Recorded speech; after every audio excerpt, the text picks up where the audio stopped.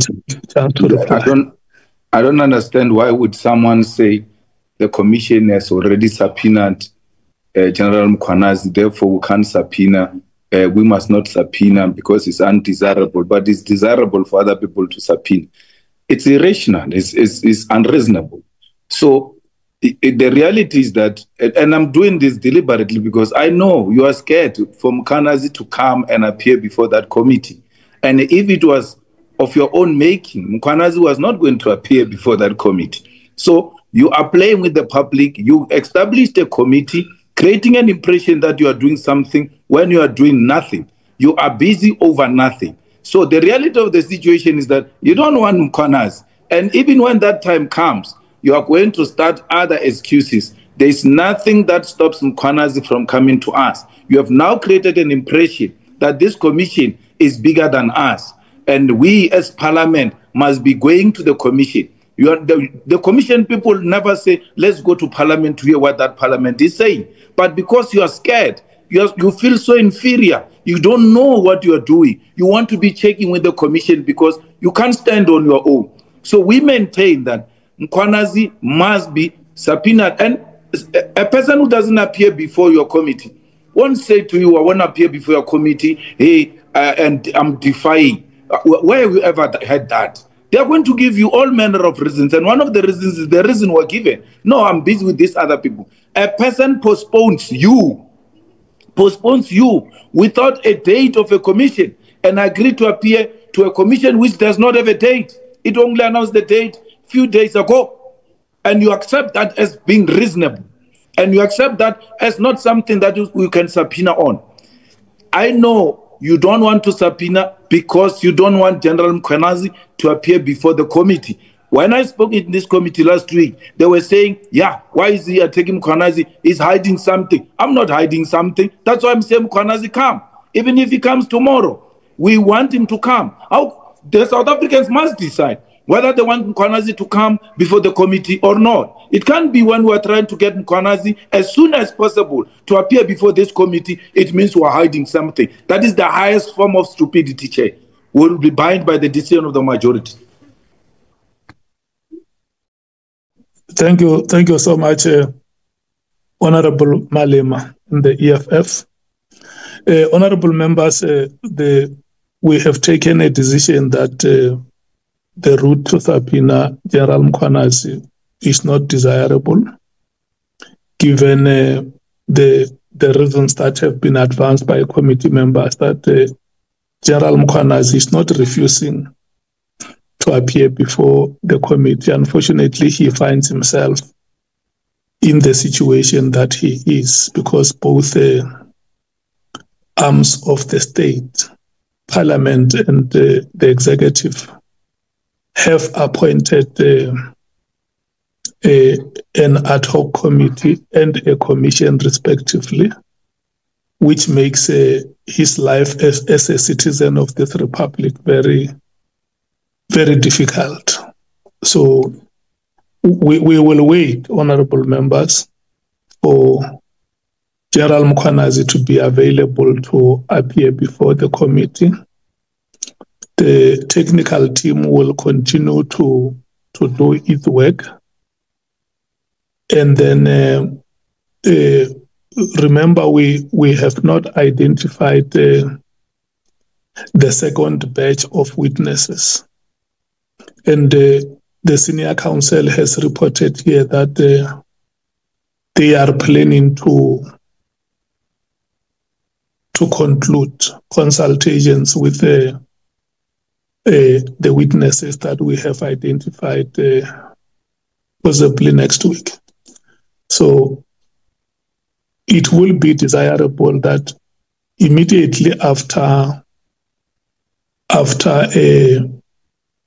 the first batch of witnesses, their sworn statements have been concluded and are made available for committee members. We may also need to meet and decide what do we then do so that once we start with the proceedings with General Mkhwanazi, we do not have intervals that are unnecessary.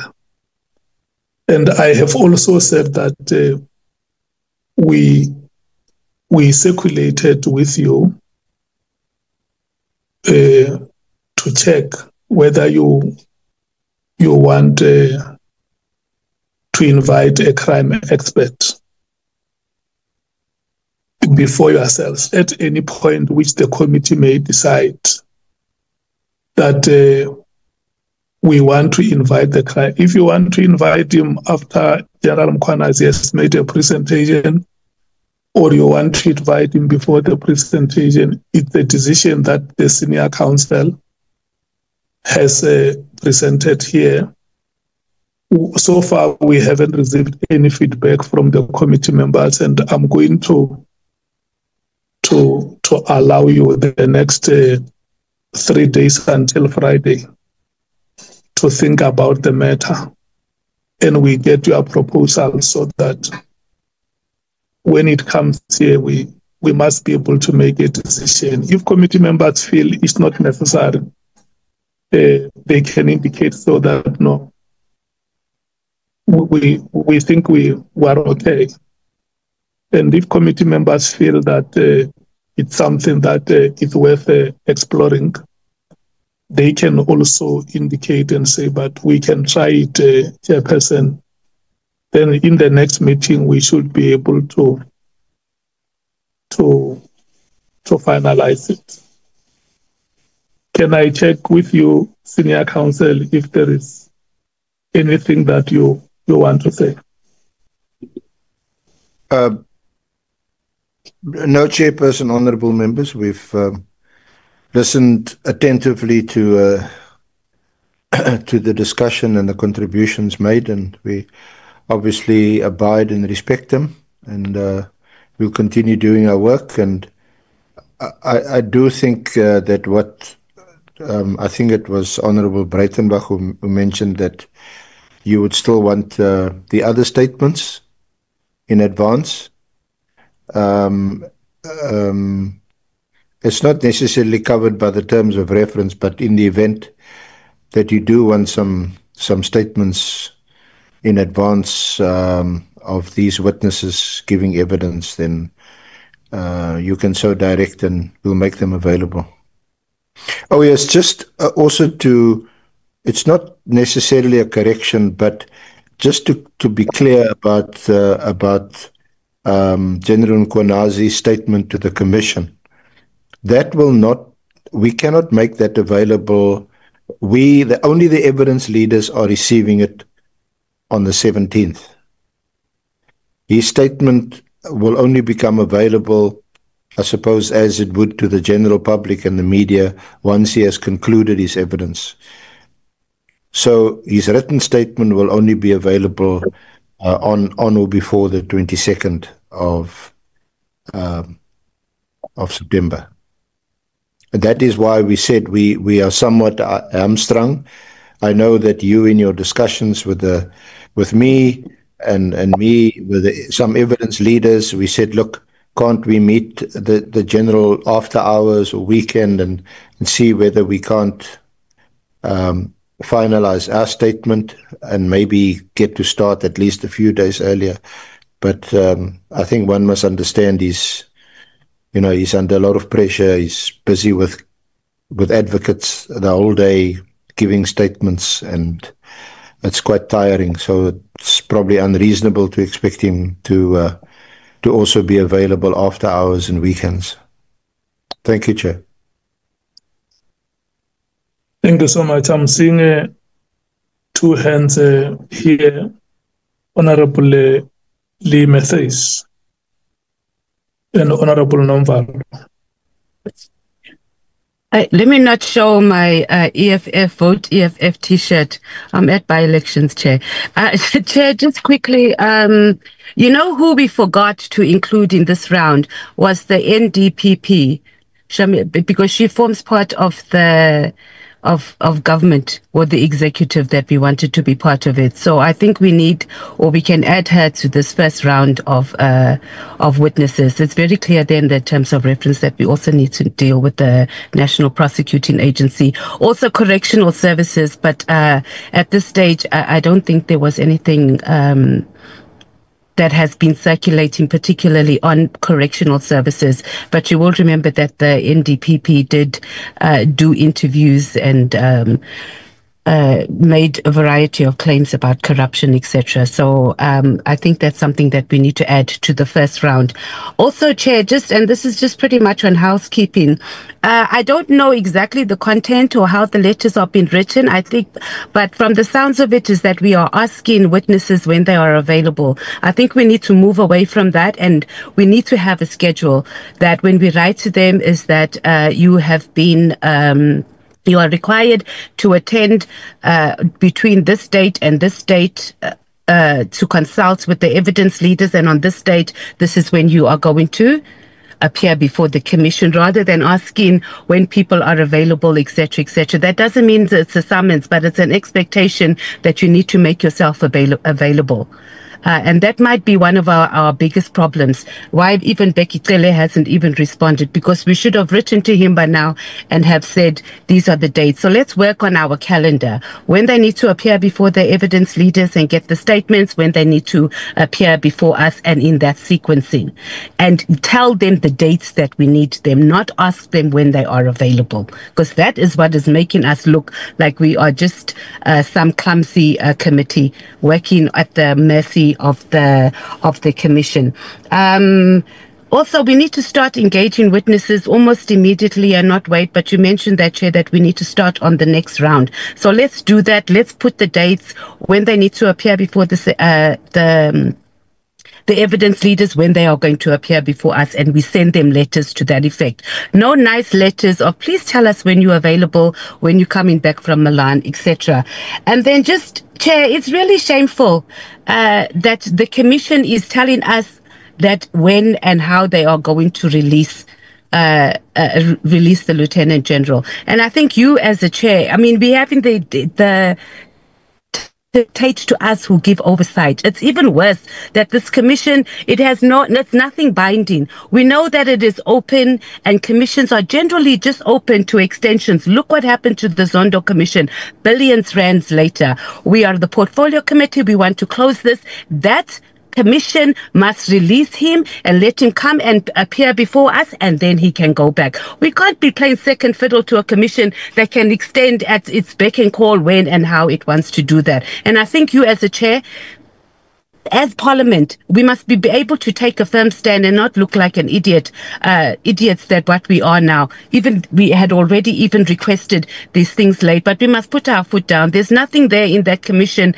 that stops them from releasing him to come and appear before us. And Honorable Malema said nothing that he doesn't want to appear. The issue is that we are stuck between the commission and the executive that is trying to force him to come there for whatever reasons, and we know what those reasons are, instead of coming here first. And that is the issue. And I think us here as Parliament, this is where we need to put our foot down and say, no, he must come here, because we know how those commissions operate, and we are not going to operate the same way. Thank you, Chair. Thank you, Chair. No, Chair, I'm covered by the two speakers, including you, Chair. But however, there's one thing that I think is selling a move. Chair, the committee eyabantu akuyona yethu sort of as members of parliament or parties, but eyabantu, and eyona ebalulekile between the two, which is a commission and a committee. Sonke sesiyazi ukuthi i-commission is going to be focused entweni yokunikeza upresident umbono noma lento abafuna ukuthi ayithole, but everything they do and say would never be binding. We all know that, Chair. Therefore, it means the importance of this thing, of this Mkhwanazi issue, lies with us as a committee. Therefore, Chair, I think I should ask you in your capacity to say, I think you must engage with the commission to at least work ngendlela yokuthi bangasdisturb, because right now, Chair, what we are going to be doing, Tinala, is more important about South Africa. But I think how we are working with the commission is disturbing us. They first gave dates to Ubaba Mkhwanazi without them even having a venue to sit. So I'm asking, Chair, and pleading with you, if it is within your powers, to maybe engage with them, Chair. Sihlonipha abantu base South Africa, sibanikeze into ekuyiyona, because between the two, one is going to waste money, South Africans, to get just umbono wabantu, just that. And this one is not going to waste money, but it is going to deliver something that is impactful, and decisions that are going to be taken here. Parliament is going to act on that, Chair. So I think, Chair, let's utilize this chance, Uti, sicele wena uhambe uyokhuluma nabo, maybe have some sort of an engagement, Uti, singadistebeki when we call people. If it may be, we should take Uba number one ebize nabantu, because we are not wasting any money, and we are not looking for any advice or umbono for this. We are going to deal with this matter and take decisions other than the other side. I'm not disrespecting the other side, but Chair, abantu base South Africa kudinga ukuthi bahloniphe and lehloniphe ngisho imali yabo nesikhathi sabo. I think, Chair, sicela usiphakamele Chair uyokhuluma nabo. Siyabonga, Chair. Thank you so much, Honorable Shongwe. I want to thank you, honorable members, for the contributions that you have made in this meeting. And I also take the emphasis that there should be continuous engagement between the ad hoc committee and the commission, so that the work of both the ad hoc committee and the commission progresses without any hindrances. We have heard you, and we will try our best to keep that line of engagement open.